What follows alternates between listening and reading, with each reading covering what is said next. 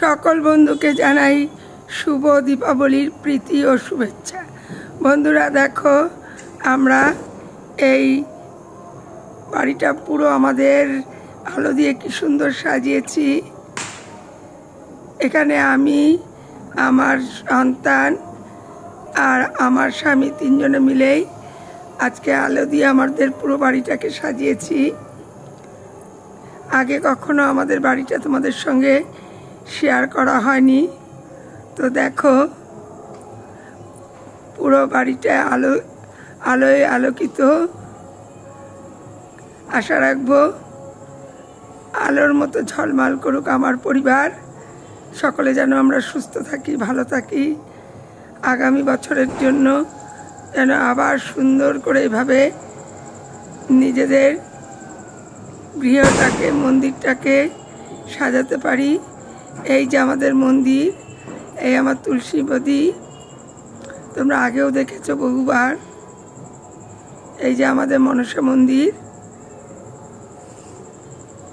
এই যে এই চূড়াটা 30 ফুট উঁচু, আগেও বলেছি। তো দেখো, আমরা পুরো বাড়িটাই তিনজনে আলো দিয়ে সাজিয়েছি। এই যে আমাদের বিশ্বহরি পদ্মাবতী মা, সাইডে গোপুসোনা, এই সাইডে লক্ষ্মী নারায়ণ। তো মন্দিরে আমি ঢুকলাম না, এই যে আমি এখান থেকে যাচ্ছি।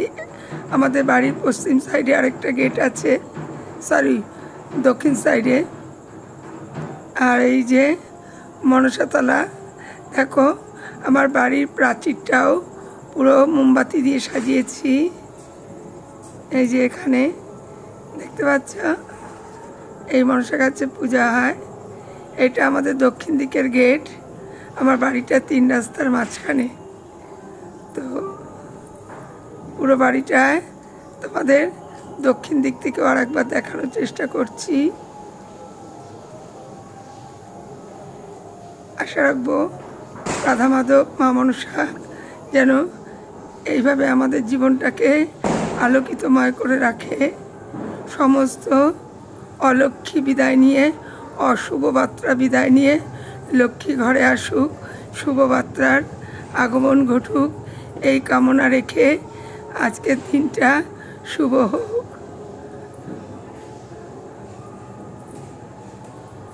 এই যে আমি ঘরে ঢুকলাম,